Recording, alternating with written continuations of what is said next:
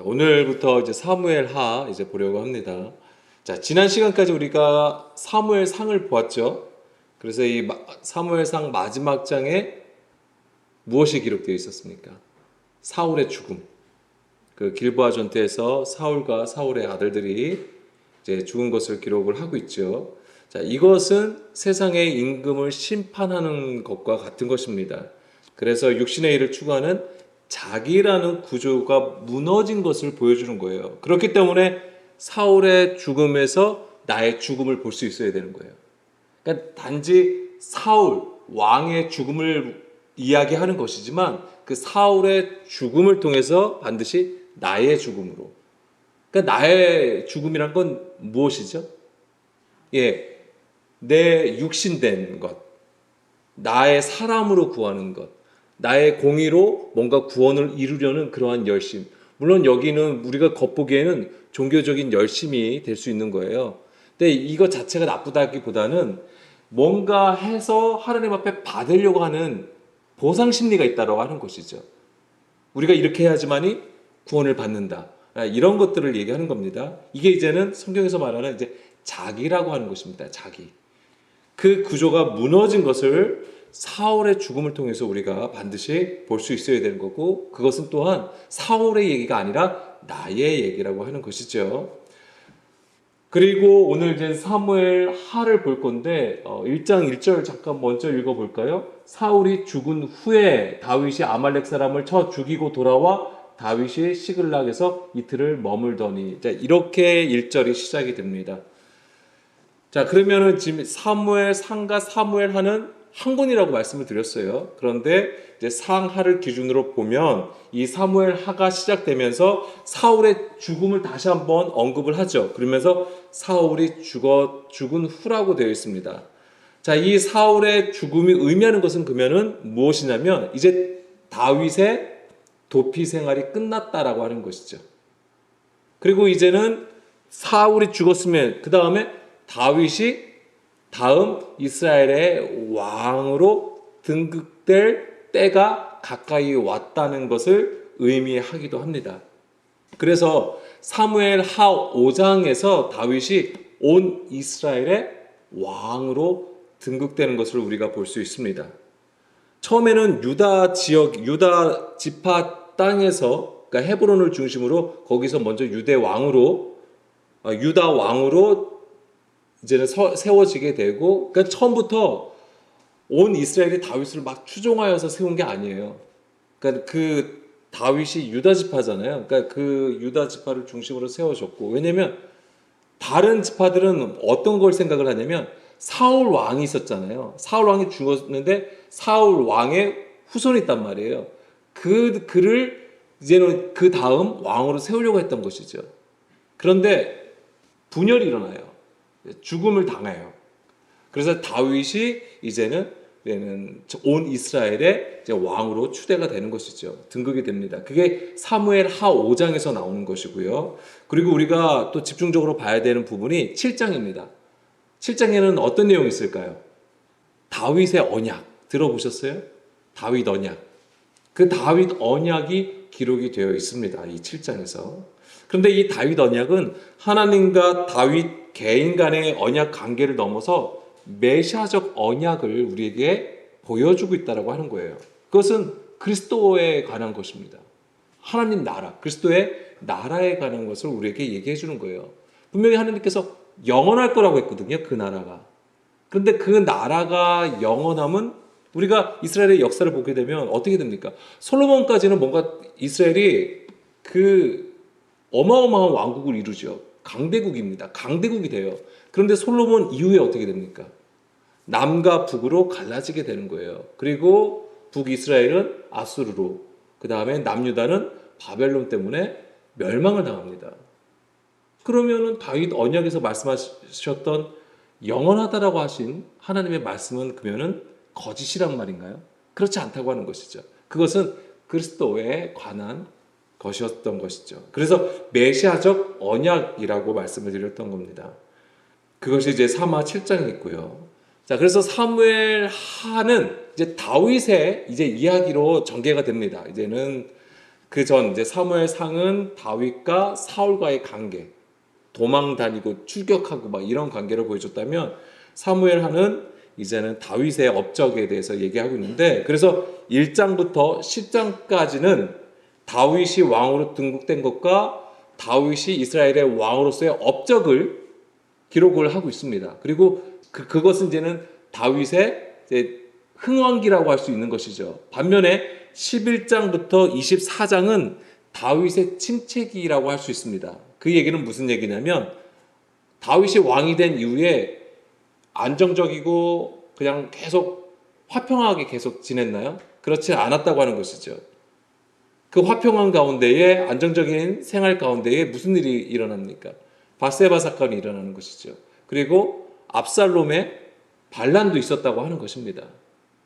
그러니까 뭐냐면 다윗의 이제 가정사가 평탄치 않은 가정사, 다윗의 주변에서 많은 일들이 일어나게 되는 것이죠. 그렇게 크게 나눌 수 있는 것입니다. 자, 그런데 이제 오늘부터는 사마 1장 1절 볼 건데요. 오늘 이제 1장을 보려고 하는데, 자, 사무엘 하 1장은요, 사울의 죽음하고 그 다음에 다윗의 애곡을 기록하고 있습니다. 이제 사울 왕이 죽었잖아요. 그리고 또 누가 죽었어요? 다윗의 친구, 사랑하는 자, 요나단이 죽은 거잖아요. 자, 그것으로 인해서 이 다윗이 또한 슬픈 노래라고 되어 있는데 애곡을 기록을 하고 있습니다. 그래서 이제 사울의 죽음과 관련해서 다윗이 애도를 하는 것인데, 자, 인간적인 생각으로는, 우리의 생각으로는 크게 슬퍼할 필요가 없을 것 같아요. 왜냐하면 다윗은 정말 이 사울 때문에 어마어마한 고난을 겪었잖아요. 엄청난 도피 생활을 했단 말이에요. 이 사울이 자기를 죽이는 것 때문에. 근데 그런 사울을 위해서 슬퍼하고 애도하는 것은 사실은 이해되지 않는 부분입니다. 그러나 3장에서도 계속 말씀드린 것처럼 다윗은 사울을 어떻게 대했습니까? 비록 자기와 원수 관계, 자기를 죽이려고 했던 사람이지만은 그는 분명히 하나님으로부터 기름 부음을 받은 이스라엘의 왕이라고 하는 것이죠. 단지 왕의 신분이기 때문에 그가 어쩌할 수 없다라고 하는 것이 아니라 하나님의 일하심을 그는 구했던 거라고 말씀을 드렸어요. 그래서 그가 두 번이나 사울 왕을 죽일 수 있음에도 불구하고 죽이지 아니하고 항상 뭐예요? 하나님의 의를 따라 하나님의 그 샤파트, 심판하심을 구했다라고 하는 것입니다.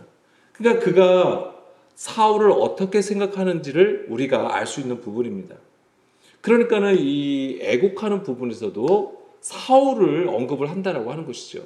저라면은 아마 요나단에 대해서 엄청나게 슬퍼했을 것 같은데 사울하고 요나단을 같이 애곡하는 것을 다윗이 보여주고 있습니다. 자, 1장 1절, 사울이 죽은 후에 다윗이 아말렉 사람을 쳐 죽이고 돌아와 다윗이 시글락에서 이틀을 머물었다고 했습니다. 여기서 처음에 시작이 되게 중요합니다. 뭐냐면 사울이 죽은 후라고 되어 있습니다. 이것이 이제 사무엘상과 연결해주는 아주 의미 있는 구절이 되는데요.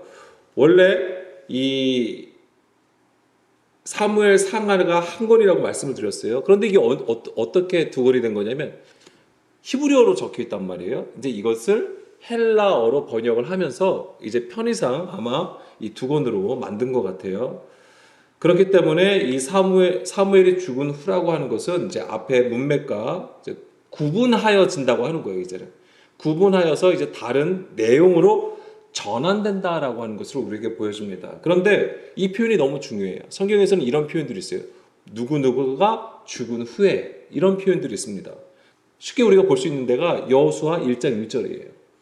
여호수아 1장 1절에 보면은 여호와의 종 모세가 죽은 후에 여호와께서 모세의 수종자 눈의 아들 여호수아에게 말씀하여 이르시되라고 되어 있습니다. 자, 모세와 여호수아를 구분할 때 모세가 죽은 후에라고 표현하고 있는 것이죠. 그러면 모세와 여호수아가 전환점이에요. 그러면 모세는 어떤 일을 한 것이죠? 하나님께서 애굽에 있던 이스라엘을 끄집어 내실 때에 모세를 쓰셨어요. 그래서 모세로 하여금 광야를 이끌으신 거죠, 이스라엘을. 그런데 모세는 가나안 땅에 들어갔나요? 들어가지 못했어요. 그 엄청난 일을 했는데 그가 하나님의 일하심을 보고 하나님께서 이스라엘을 향하여 약속하셨던 그 말씀들을 모세가 모르는 게 아니잖아요. 그러니까 모세는 얼마나 그 언약 안에서 그 약속의 땅을 얼마나 보고 싶어 했겠냐고요. 그런데 들어가지 못했어요. 누가 들어갑니까? 모세는 죽고 그 다음에 여호수아가 들어가게 되는 거예요. 그래서 이제 여호수아 1장 1절에서는 이제는 이제 여호수아가 그러니까 모세가 죽은 후에라고 표현을 하고 그 다음에 이제는 여호수아의 이야기가 이제 진행이 되는 것이죠. 여호수아는 누구를 예표하는 것이죠? 바로 예수아예요. 여호수아 이름이 예수아, 예수님을 얘기하는 것입니다. 그래서 예수님의 사역은 가나안 정복을 얘기하는 거예요. 우리에게 오늘 우리에게 예수님이 오신다고 하는 것은 바로 가나안 정복. 그래서 그 가나안 정복이라는 것은 가나안 족속들이 있었잖아요. 7족속이 있었어요. 그게 바로 우리의 육신의 구조예요. 그것을 진멸하셔서 해렘하셔서 하나님의 약속하신 젖과 꿀이 흐르는 땅으로 만드시는 것을 얘기하시는 것이죠. 그것이 바로 이제 우리의 육신의 것이 제거가 되는 상태를 얘기하는 것입니다. 이제 그러한 것들을 얘기하고 있고요. 그 다음에 또 뭐냐면 사사기 1장 1절. 자, 여호수아 다음에 사사기가 나오잖아요. 사사기 1장 1절에서도 사사들의 얘기잖아요. 그런데 이 그러니까 사사기의 시작도 뭐냐면 여호수아가 죽은 후에라고 시작을 하는 것이죠. 자, 이제는 여호수아서에서는 여호수아와 이스라엘이 가나안 땅을 정복하는 것으로 나옵니다. 실질적으로는 남은 가나안 족속들이 있었음에도 불구하고 이제는 정복한 걸로 나와요. 그러면 이제는 어쨌거나 이스라엘이 가나안 땅으로 들어간 거잖아요. 정복을 한 거잖아요. 그런데 여호수아가 죽었어요. 여호수아가 죽음으로 인해서 어떤 일이 벌어지면 이제 사사 시대가 들어간 거예요. 근데 우리가 알고 있듯이 사사 시대는 어떠한 시대입니까? 여호수아가 죽은 이후에 어떤 일이 벌어지냐면 이 이스라엘이 범죄하게 되는 거예요. 그 범죄하게 되니까는 또 고통 가운데 있게 되는 거잖아요. 그러니까는 열방을 통해서 자꾸만 이제 이스라엘을 치게 되니까 이스라엘이 또 고통 가운데 있어요. 그 고통 가운데 또 누굴 찾죠? 하나님을 찾아요. 그럼 하나님께서 응답해 주시는데 응답해 주신 것이 또한 사사를 세우시는 거잖아요. 그게 계속 반복이 되는 거예요.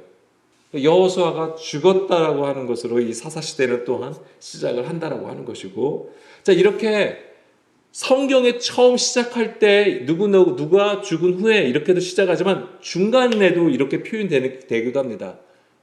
이사야 6장 1절 말씀을 보게 되면 우시야 왕이 죽던 해에 내가 본즉 주께서 높이 들인 보좌에 앉으셨는데 그의 옷자락은 성전에 가득하였다라고 시작을 합니다. 이거는 이제 이사야 선지자가 성전에서 하나님의 영광이 임한 것을 본 거예요. 그런데 이 성전에 하나님의 영광이 임한 것이 어느 때냐면 우시야 왕이 죽던 해라고 되어 있는 거예요. 우시야 왕이 죽은 것하고 이 성전에 하나님의 영광이 임한 것하고 관련되어 있다고 하는 거예요. 그러면 이 우시야 왕은 어떤 왕입니까? 그러니까 처음부터 악한 왕은 아니었어요. 그렇죠? 이제 처음에는 이 우시야 왕은 하나님 보시기에 좋은 왕이었습니다. 정직한 왕이었어요. 처음에는 하나님 보시기에 너무나도 좋은 왕이었습니다. 여러 전투에서 이스라엘의 승리를 이끌었고 여러 가지 탁월한 업적들을 남겨놨어요. 그가 어떻게 되냐면은 역대하 26장 16절 말씀을 보게 되면 그런 일들 때문에 그가 강성해져요. 그가 강성하여짐에 그의 마음이 교만해요. 자, 강성해졌습니다. 뭔가 대단한 일을 업적을 남겼어요. 그러니까는 강성해졌는데 그것이 어떻게 되냐면 교만해지게 됩니다. 근데 이것이 너무나도 우리의 일상이에요. 그러니까 우리의 모습이죠. 우리가 뭔가 좀 더 잘 되고 성공하고 뭔가 일이 잘 풀리면 어느 순간 교만해지고 영적으로 게을러져요. 하나님을 찾고 가까이 나갔던 것이 갑자기 싹 사라져요. 그게 이제 우시야 왕이 그런 걸 보여줘요. 그러면서 교만해지니까 악을 행하여 그의 하나님 여호와께 범죄하되 곧 여호와의 성전에 들어가서 향단을 분향하려 한지라. 자, 여기가 뭐가 문제가 발생된 거죠? 우시야 왕이에요. 근데 왕인데 여호와의 성전에 들어가서 향단에 분향하려 한다라고 하는 것이죠. 뭐냐면 하나님의 법을 무시해 버리는 거예요. 제사장의 일을 자기가 하려고 하는 것이죠. 월권입니다. 그럼 월권을 떠나서 하나님의 법을 무시해 버리는 일을 해 버리는 거예요. 그러니까 그의 강성함은 오히려 겸손함으로 나가야 되는데 겸손하지 못하고 교만하게 만들었고요. 하나님의 법을 무시하고 지키지 않게 됩니다. 그래서 결국 어떤 심판이 임하죠? 나병이 걸려요. 그래서 이 우시야 왕은 이제 나병 환자가 되어 버립니다. 그런데 그것이 보여주는 거예요. 그러면 그것 자체가 뭐냐면 나병이 되면 뭐죠?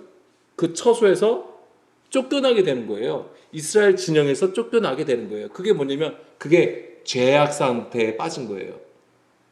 에덴 동산에서 선악과를 먹은 사람이 추방된 것과 같은 그림이 되는 겁니다. 그게 범죄한 게 된 것이죠. 그런 상황에서 이제는 그 우시야 왕의 죽음으로 어떻게 되는 것이죠? 하나님의 성전에 하나님의 영광이 하나님의 영 임하게 되는 거예요. 그것을 이제는 이사야 선지자가 이제 체험하게 되는 것이죠. 그런 부분에서도 이제 이런 부분이 나와요. 그래서 누가 죽었다라고 하는 그런 표현들 그 다음에 어떠한 이제는 전환이 이어진다라는 것을 우리가 알 수 있는 부분입니다. 다시 사마 1장 1절 말씀이요. 자, 여기서 지금 사울이 죽은 후에 다윗이 아말렉 사람을 죽였다고 했습니다. 자, 이 여기서 아말렉 사람이 죽였다라는 아말렉 사람을 죽였다라고 하는 것이 있고, 나중에 이제 이 이야기를 보면은 사울의 죽음을 전한 전령이 또한 어디 사람입니까? 아말렉 사람이에요. 또 그거와 또 연결이 되는 거예요. 자, 그건 좀 이따가 살펴보고요. 근데 지금 다윗은 어디에 있는 거죠? 시글락에 있는 겁니다. 이 시글락은 원래 어디 지경이에요? 블레셋의 지경이잖아요. 이 다윗이 사울을 피해서 그 블레셋 지경으로 들어가서 아기스에게 나에게 성읍 하나를 달라라고 했던 거잖아요. 그것이 바로 이제 시글락인데, 지금 이제 길보아 전투 이후에 다윗이 길보아 전투에 참여하지 않았죠. 그것도 너무나도 하나님의 의도하심이에요. 길보아 전투에 만약에 다윗이 참여했으면은 이 사울의 죽음의 책임을 이 책임이 누구한테 가겠어요? 다윗에게 간단 말이에요. 그러니까 이스라엘이 어떻게 생각하겠냐고요. 예, 완전히 배신자가 되어버리는 거예요. 역적이에요. 배신자가 되어버리는 거예요. 그러면 다윗에게는 이스라엘의 왕이 될 수 있는 길이 없게 되는 거예요. 어쨌거나 하나님께서는 다윗을 시글락으로 보내버렸어요. 그러니까 길보아 전투에 참여하지 않았죠. 자, 근데 여기서도 지금 사울 왕이 죽었어요. 그리고 다윗 자체는 지금 시글락에 있어요. 자, 어쨌거나 지금 다윗의 상황은 되게 좋지 않은 상황이에요. 이스라엘이 곱게 볼 수는 없겠죠. 아무래도 다윗을. 그런데 그래서 이제 다윗이 뒤에 이제는 보여지는 것이 바로 이 아말렉 사람을 죽여요. 이 아말렉 전령을 죽이게 되고요. 또한 애곡하는 슬픈 노래를 부르잖아요. 이제 그런 것들이 뭐냐면, 죄송합니다. 17절부터 볼게요. 네. 다윗이 이 슬픈 노래로 사울과 그의 아들 요나단을 조상하고 명령하여 이것을 유다 족속에게 가르치라 하였으니 곧 활 노래라. 아사랴 책에 기록되었을 때 하면서 그 밑에 그 내용이 쭉 나오는 거예요. 근데 여기서 뭐냐면 자기가 슬픈 노래를 부른 거잖아요. 그런 이 애곡하는 것을 뭐라고 그러냐면 그것을 유다 족속에게 가르치라라고 하는 것이죠. 근데 이것은 굉장히 의도한 것이 있어요. 어떤 것을 의도할까요? 지금 다윗이 비록 시글락에 있어도 사울과 요나단과 이스라엘의 많은 군대들이 죽었을 거 아니에요. 그것을 지금 애곡하고 있다라고 하는 거예요. 그러니까 지금 자기 몸은 시글락에 있어도 그 마음은 지금 이스라엘을 향하여 애통하고 있다는 것을 본인만 가지고 있는 게 아니라 이걸 유다 지파에게 다 이걸 부르게 하는 것이죠. 그러니까는 다윗하고 지금 이스라엘이 굉장히 지금 연결되어 있음을 지금 시사해 주는 겁니다. 그런 부분들이 있습니다. 자, 1절부터 16절까지가 이제 뭐냐면 이제 사울의 죽음을 알게 되는 과정을 보여주는데, 자, 사울의 죽음을 누가 전해주냐면 이 아말렉 사람이 전해주게 됩니다. 그래서 한번 읽어볼까요? 자, 그 2절부터 보면은 사흘째 되는 날에 한 사람이 사울의 진영에서 나오는데 그의 옷은 찢어졌고 머리에는 흙이 있더라. 그가 다윗에게 나와 땅에 엎드려 절하며. 자, 이런 부분들이 어떤 거냐면 여기서 다윗에게 나와서 땅에 엎드려 절한다고 했을 때는 이게 이제 어떤 표현이냐면 왕에게 경배하는 표현이에요. 그러니까 지금 이 사울의 진영에서 나온 이 사람이 바로 아말렉 사람인데 다윗을 향하여 이제 왕으로서 대우하는 모습을 보여주는 건데 굉장히 뭐냐면 계산적인 행위예요. 이거는 이제 사울 왕이 죽었잖아요.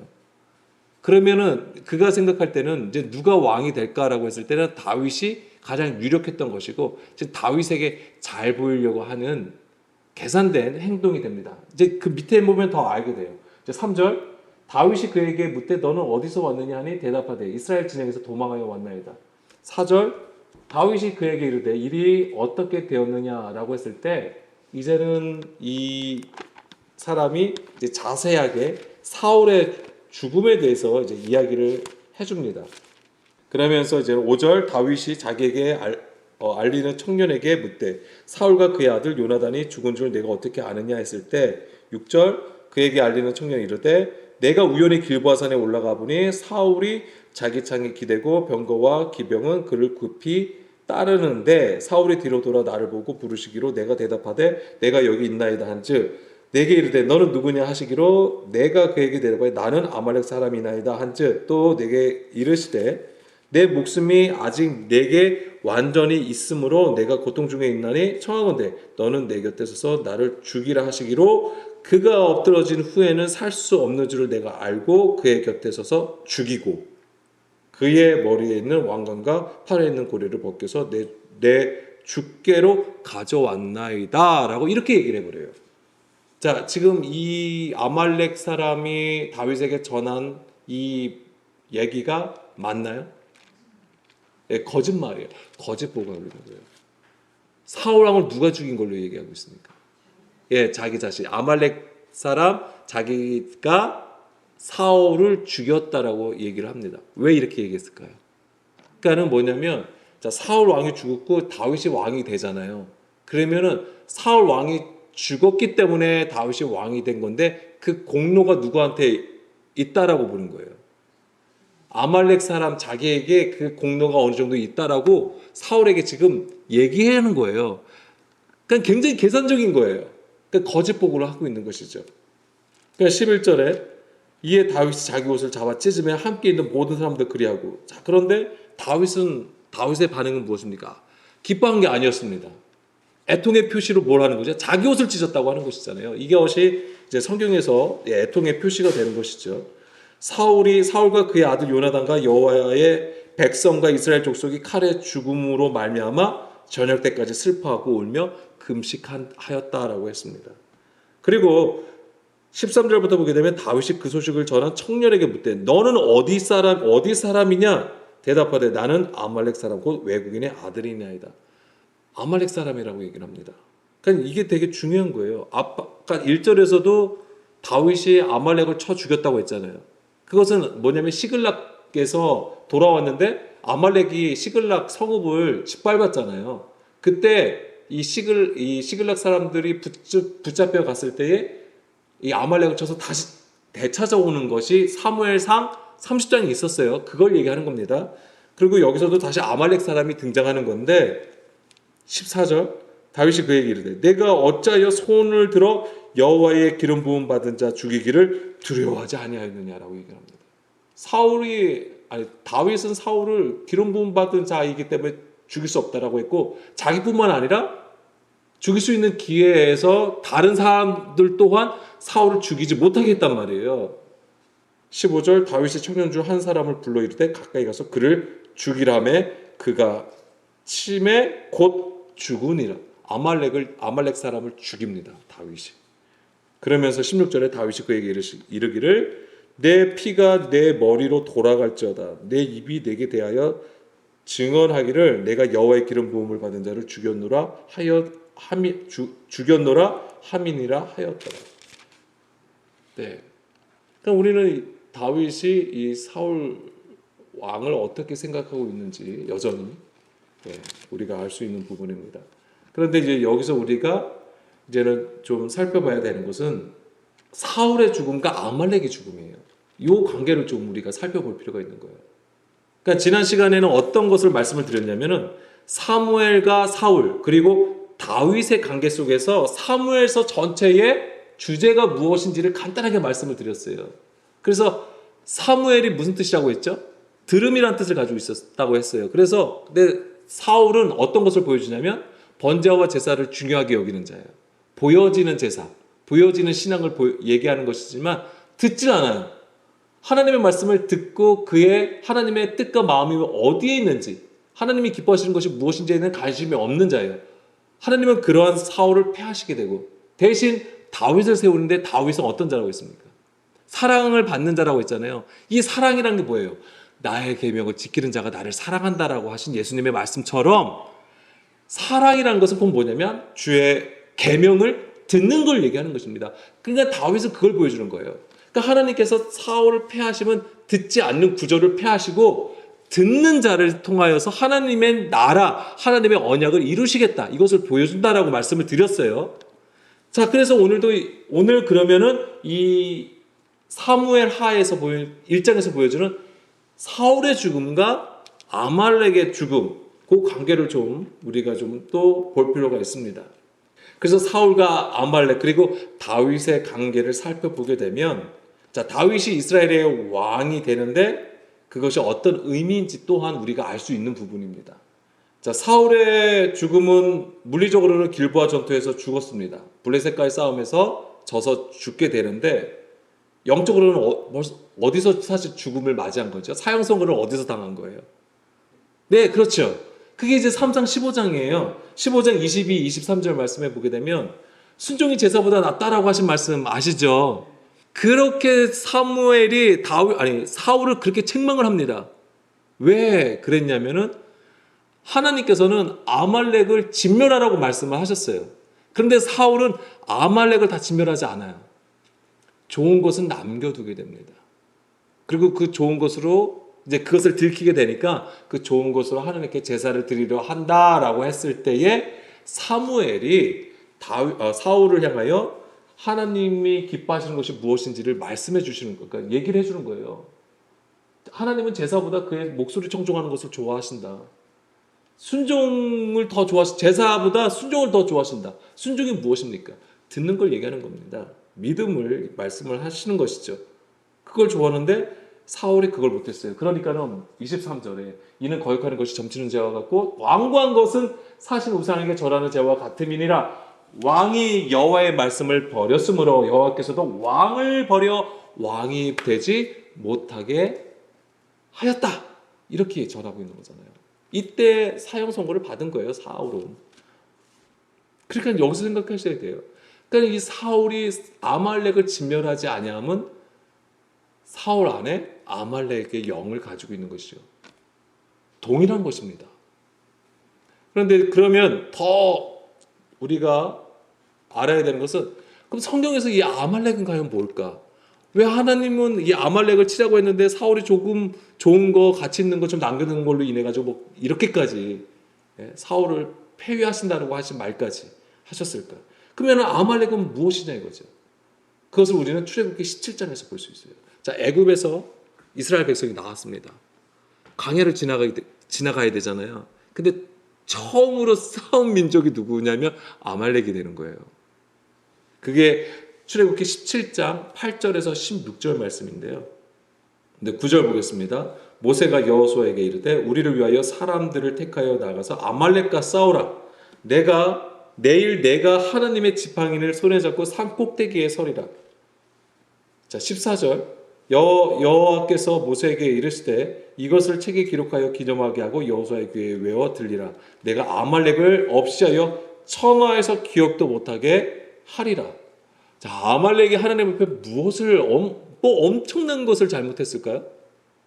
어마어마하게 뭔가 하나님과 원수가 됐어요. 그러니까 하나님께서 천하에서 기억도 못하게 하신다고 하잖아요. 우리는 이제는 구체적으로 어떤 일로 하나님과 원수가 되었는지에 대해서는 정확히 나와 있지 않아요. 성경에서는. 그러면 뭐냐면 우리가 이 사실 아말렉의 기원을 보면 여러 가지 얘기가 있어요. 그렇지만 저는 이 아말렉이 사실은 누구의 후손으로 나오죠? 에서의 후손입니다. 에서의 손자가 아말렉이 되는 거예요. 저는 거기서 기점으로 해서 이제 말씀을 드리려고 해요. 그런데 자, 지금 요게 아말렉과의 싸움이잖아요. 전투인데 요거 바로 직전에 무슨 일이 있었냐면 1절부터 7절까지 보게 되면은 무슨 내용이냐면 다시 이 이스라엘이 어디에 도착하게 되냐면 1절 보게 되면은 르비딤에 도착해요. 르비딤에 도착을 했는데 거기에서도 뭐냐면 마실 물이 없어요.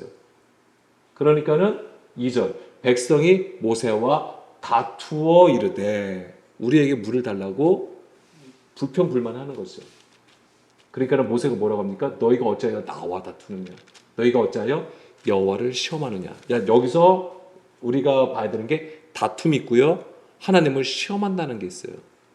그러니까는 백성이 지금 목이 말라 물을 찾을 때에 어떻게 하죠? 하나님께서 물을 주시죠. 그래서 모세에게 얘기하잖아요. 반석을 쳐서 물을 내라 라고 합니다. 그러면서 이제 6절, 7절 말씀 볼게요. 5절부터 볼게요. 여호와께서 모세에게 이르시되 백성 앞에 지나서 이스라엘 장로들을 데리고 나일강을 치던 내 지팡이를 손에 잡고 가라. 내가 호렙산에 있는 그 반석이 거기서 내 앞에서 서리니 너는 그 반석을 치라. 그곳에서 물이 나오리니 백성이 마시리라. 모세가 이스라엘 장로들의 목전에서 그대로 행하니라. 그러면서 7절 볼게요. 그가 그곳 이름을 마사 또는 무리바라 불렀으니 이는 이스라엘 자손이 다투었으며 또는 그들이 여호와를 시험하여 이르기를 여호와께서 우리 중에 계신가 안 계신가 하였음이더라. 자, 마사가 뭐냐면 시험이란 뜻이에요. 시험. 근데 그 시험이 뭐예요? 여호와께서 우리 중에 우리 안에 계신지 안 계신지를 시험한다라고 하는 거예요. 그리고 무리바는 다툼이란 뜻이에요. 다툼. 요 내용하고 가면서 8절에 보면 그때에 아말렉이 와서 이스라엘과 싸웠다라고 되어 있는 거예요. 그러면 이 아말렉과의 싸움이 뭐하고 연결되어 있는 거예요? 이 7절, 이 앞에 1절부터 7절의 내용하고 연결되어 있는 것입니다. 이게 그냥 개별의 사건처럼 보여지는 것이지만은 사실 연결되어 있는 거예요. 이 영적 구조는 연결되어 있어요. 그래서 이것으로 하나님을 대적하는 구조예요. 그러니까 아말렉이 보여주는 건 뭐냐면 하나님을 대적하고 시험하는 거. 계속 하나님을 시험하는 거예요. 우리가 계속 하나님이 우리 안에 계신가 안 계신가. 이 얘기는 어떻게 얘기냐면 하나님이 나의 요구를 들어주냐 안 들어주냐. 이런 것으로 계속 하나님을 시험한다고 하는 것이고 그것으로 뭐냐면 하나님과 다툰다고 하는 거예요. 논쟁을 하는 거예요. 그런데 이런 구조가 어디서 보여지냐면 바로 예수님 당시에 그거예요. 하나님의 계명을 사람의 계명으로 바꿔서 섬기게 하는 구조를 얘기하는 거예요. 그래서 이 진리의 말씀을 무엇하고 자꾸만 대적하냐면 사람의 계명, 우리가 원하는 것, 우리가 필요로 하는 것, 우리가 해석한 것, 이것으로 계속 하나님의 뜻과 계속 뭐가 되는 거예요? 원수가 되는 그 지경으로 나간 것을 보여주는 거예요. 지금 이 아말렉이 그러한 것을 보여주는 거예요. 그래서 우리가 성경을 얘기할 때도 계속 하나님의 성전, 하나님의 싸우심, 하나님의 전쟁을 얘기하잖아요. 그러니까 하나님께서는 지금도 이 아말렉과 싸우시는 거예요. 이게 뭐냐면 바로 육신의 생각이라고 하는 것입니다. 하나님과 원수가 된 육신의 생각, 하나님의 말씀에 지독하게 듣지 않는 구조를 얘기하는 거예요. 그렇기 때문에 영원히 대대로 내가 아말렉과 더불어 대대로 싸우리라 이 말씀을 하신 거예요. 맨 마지막에 16, 17. 17절. 16. 이르시되 여호와께서 맹세하시기를 여호와가 아말렉과 더불어 대대로 싸우리라 하셨다 하였더라. 야, 이 아말렉이 굉장히 끈질긴 거예요. 이 아말렉이 끈질긴 거예요. 하나님은 정말 이 세상에 나라도 세우시고 나라도 없애시는 분이 하나님이신데 나라가 역사 속에서 인류사에서 사라진 나라들이 굉장히 많단 말이에요. 근데 이 아말렉은 그렇지 않았나 봐요. 대대로 계속 싸우리라 이렇게 하나님께서 선포하십니다. 하나님의 싸움이 되는 거예요.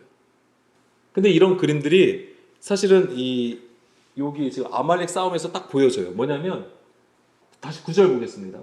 9절 볼게요. 9절 보게 되면 모세가 여호수아 이렇게 말을 하죠. 너가 나가서 싸우라. 그러면 모세는 어디 가죠? 하나님의 지팡이를 손에 잡고 산 꼭대기에 서게 되죠. 그래서 이제는 10절 여호수아가 모세의 말대로 아말렉과 싸우려고 이제는 내려가서 싸우겠죠. 그런데 모세와 아론과 훌은 어디로 가죠? 산 꼭대기로 올라가서 모세가 손을 들면 이스라엘이 이기고 손을 내리면 아말렉이 이기더라라고 돼 있어요. 그러니까는 아론과 훌이 어떻게 되죠? 그 옆에서 그 손을 붙들어 줘요. 그래서 계속 이렇게 위로 올리게. 근데 이게 어디서 이루어지냐면 산 꼭대기라고 하는 데서 이루어져요. 산 꼭대기. 이게 뭘 의미할까요? 위라는 부분이에요. 이게 위예요. 위. 그리고 이 여호수아와 아말렉이 싸우는 것은 어디예요? 땅이라고 하는 거죠. 아래. 세상이라고 하는 부분이에요. 자, 여호수아가 누구라고 했어요? 예수님. 예수님이 우리 가운데 오신 거예요. 그래서 뭐 하시는 거예요? 아말렉과 싸우시는 거예요. 그리고 모세와 아론과 훌은 뭐냐면 계속 거기 위에서. 그러니까 하나님의 싸움의 모습을 보여주는 거예요, 이게. 그런 부분, 그런 그림이 되는 것입니다, 이 아말렉 전쟁이. 그래서, 이 하나님은 이제 아말렉과 더불어 대대로 이제 싸우리라 이제 하신 그림이 되는 것이고요. 자, 그러면서 이제 이것이 아까 이제 여호수아가 아말렉과 싸우는 그림이 이제 예수님과 연결해서 보게 되면 예수님이 세상에 오셔서 우리 가운데에서 바로 이 싸움을 하시는 거예요. 예수님이. 그래서 이제 로마서 8장 6절에서 10절 말씀을 볼 건데요. 뭐냐면 육신의 생각은 사망이요 영의 생각은 생명과 평안이니라. 육신의 생각은 하나님과 원수가 되나니 이는 하나님의 법에 굴복하지 아니할 뿐 아니라 할 수도 없음이라. 육신에 있는 자들은 하나님을 기쁘시게 할 수 없느니라. 그러니까 이것을 이제 아말렉과 연결해서 얘기하자면 이 아말렉은 하나님을 기쁘시게 할 수 없는 거예요. 그러니까 하나님은 이것과 싸우게 되는 거죠. 9절 만일 너희 속에 하나님의 영이 거하시면 너희가 육신에 있지 아니하고 영이 있나니 누구든지 그리스도의 영이 없으면 그리스도의 사람이 아니라. 또 그리스도께서 너희 안에 계시면 몸은 죄로 말미암아 죽은 것이나 영은 의로 말미암아 살아있는 것이니라. 아멘. 아까 이 아말렉 전투에서 싸운 장소가 어디라고 했어요? 마사. 뭐라고 했습니까? 시험이라고 했잖아요. 하나님이 우리 안에 계신가 계시지 않는가. 다시 로마서 8장 9절을 보게 되면 뭐라고 했습니까? 너희 속에 하나님의 영이 거하시면 육신에 있지 아니하고 영에 있다. 영에 있나니 누구든지 그리스도의 영이 없으면 그리스도의 사람이 아니라. 또 그리스도께서 너희 안에 계시면 몸은 죄로 말미암아 죽은 것이다. 그러니까 뭐냐면 하나님을 시험하지 않게 되는 거예요. 왜 시험을 합니까? 내 자기의 필요를 구하는 거라고 말씀을 드렸잖아요. 그 상태가 이제 없어지는 거예요. 그게 이제 뭐냐면 그래서 이제 그것이 이제는 죄로 말미암아 죽게 된다고 하는 거예요. 하나님의 전쟁을 통해서 하나님께서 그리스도로 말미암아 그것을 이루셨단 말이에요. 십자가를 통해서. 그래서 그렇게 죽임을 당했을 때에 바로 영은 의로 말미암아 살아있게 된다. 그래서 우리가 육신에서 영으로 옮겨지게 되는 것이죠. 사망에서 생명으로 옮겨지게 되는 일을 하시는 것이 바로 하나님의 일이고 예수님의 사역이었던 것이죠. 예수님이 세상에 오셔서 이 진리의 말씀을 선포하심으로써 듣는 자로 하여금 어떤 일이 벌어지게 되냐면 주의 영이 우리 안에 거하시게 되는 거예요. 그 들음을 우리가 경험하게 되면 그러면 우리는 진리로 인도함을 받게 되는 것입니다. 그것이 우리의 삶의 어떤 나아짐, 우리가 뭐 더 좋아지는 거, 물론 이런 거하고도 관련될 수 있겠지만은 그것이 본질은 아니에요. 더 힘들고 어려운 지경으로 들어갈 수도 있어요. 진리를 걷는다는 것은 우리가 예수님을 보면 알 수 있잖아요. 고난이란 말이에요. 우리가 계속 진리를 따라간다고 하는 것은 나의 어떤 삶의 어떤 윤택함, 편안함을 위해서 가는 게 아니에요. 고난이 될 수도 있어요. 그런데 그게 왜 천국이 될 수 있냐면 예수님이 가신 길이기 때문에 그래요. 우리는 그 안에서 진정한 생명을 맛볼 수 있다고 하는 거예요. 그 안에서. 그래서 우리가 그 진리 가운데로 행하게 될 때에 우리의 육신의 구조가 그냥 철저하게 깨지게 되어 있어요. 깨지게 되어 있다고요. 절대 세워지지 않습니다. 교만하지 않고요. 그래서 그 영으로 산 자가 되게 하시는 것입니다. 그것이 하나님의 일이 되는 것이고 아말렉과의 싸움이 되는 거예요. 그래서 하나님은 여기서 이기신다고 하시는 겁니다. 그리고 이 아말렉이 성경에서 말하는 이 아말렉을 제가 아말렉이 에서의 손자라고 말씀을 드렸잖아요. 에서와 관련해서 우리가 또한 이해할 수 있는 부분이 있어요. 뭐냐면 창세기 36장 12절 말씀을 볼까요? 창세기 36장 12절 말씀에 보게 되면은 원래 이 성경에서 이 아말렉의 기원을 얘기할 때는 굉장히 이 아말렉은 되게 굉장히 미스테리한 족속이래요. 왜냐면 그 출처가 정확하지가 않다라고 하는 것이죠. 그리고 다른 민족은 그렇게 말씀하시는데 이 아말렉에 대해서는 어떻게든 진멸해야 된다고 말씀을 하시고 대대로 싸우시겠다고 하실 정도로 이 아말렉에 대해서 하나님은 굉장히 엄하게 다루시는 것을 우리가 볼 수 있습니다. 36장 12절을 보게 되면 에서의 아들 엘리바스의 첩 딘나는 아말렉을 엘리바스에게서 낳았다라고 했는데 바로 이것이 바로 에서의 손자라는 얘기가 되는 것이죠. 그러면서 로마서 9장 12절 13절 말씀해 보게 되면 그러면 이 에서하고도 에서의 영과 관련이 되어 있는 거예요. 리브가에게 이르시되 큰 자가 어린 자를 섬기리라 하셨나니 기록된 바 야곱을 사랑하고 에서는 미워하였음이었더라 라고 되어 있잖아요. 또 에서는 또 하나님의 왜 미움을 받았을까요? 네. 그게 이게 뭐냐면 에서가 그러면 야곱을 사랑하신 것은 야곱이 정말 인간적으로 흠이 없고 완벽한 자이기 때문에 하나님의 사랑을 듬뿍 받았냐? 또 그건 아니란 말이에요. 그 에서는 정말 그냥 세상으로 그냥 완전히 그냥 범접할 수 없는 범죄자이기 때문에 하나님이 미워했냐? 그런 게 또 아니란 말이에요. 뭐냐면 이거는 성경에서 말하는 구조라고 하는 거예요. 하나님께서 일하시는 구조를 보여주는 거예요. 미리 말씀을 드리면 에서와 같은 우리를 어떻게 야곱으로 이끌어 가시는 거예요. 이게 바로 이제는 거듭나게 하시는 하나님의 역사라고 하는 것입니다. 그래서 창세기 25장 27절 말씀 볼게요. 이 아이들이 장성함에 에서는 익숙한 사냥꾼이었으므로 들사람이 되고 야곱은 조용한 사람이었으므로 장막에 거주하니 이제 이걸 얘기하는 거예요. 그들의 삶 하나를 보면은 정말 인간적으로 잘한 것도 있고 못한 것도 있고 못난 것도 있고 잘난 것도 있습니다만은 성경에서는 이 하나님의 일하시는 어떤 방향을 우리에게 제시해주는 구조가 있는데 바로 27절이 그렇습니다. 에서는 사냥꾼이고 들사람이라고 했습니다. 그리고 야곱은 조용한 사람, 그리고 장막에 거주한다. 이게 다 비유라고 하는 것입니다. 사냥꾼, 들사람이라고 하는 것은 무엇입니까? 자기가 좋아하는 일을 추구하는 육신의 일에 속한 것을 얘기하는 거예요. 그래서 육신에 속한 자를 의미하는 것입니다. 그러니까 이것은 단지 세상 일을 열심히 하는 사람, 불신자의 얘기가 아니에요, 절대. 이것은 뭐냐면 우리가 주여 주여 하면서 자기의 필요를 구하여 마당만 받는 육신에 속한 자를 얘기하는 거예요. 하나님을 아예 모르는 게 아니에요. 예배를 드려요. 성전에 나가요. 주여 주여 이름 하나님을 외칩니다. 그런데 에서와 같다라고 하는 거예요. 그런 구조는요, 하나님을 절대 기쁘게 할 수가 없는 거예요. 그리고 히브리서 12장 16절에서는 한 그릇 음식을 위하여 장자의 명분을 판 망령된 자라고 되어 있어요. 망령된 자. 이 망령된 자가 무슨 뜻이냐면 속된 사람이라고 하는 거예요. 속되다. 자기가 처한 상황을 따라서 자기에게 유익이 되는 것을 택하는 자라고 하는 거예요. 이 속되다고 하는 것이. 그러니까 뭐예요? 하나님의 말씀보다는 자기의 필요를 채우는 것을 더 우선시한다라고 하는 거죠. 그래서 하나님의 약속, 하나님의 언약을 쉽게 짓밟아 버리는 것을 얘기하는 것입니다. 반면에 야곱은 조용한 사람이라고 했습니다. 탐. 이게 뭐냐면 원래 조용하니 뭐 내성적이고 조용한 그런 사람을 얘기하는 게 아니에요. 탐은 흠이 없다란 뜻이에요. 흠이 없다. 완전한.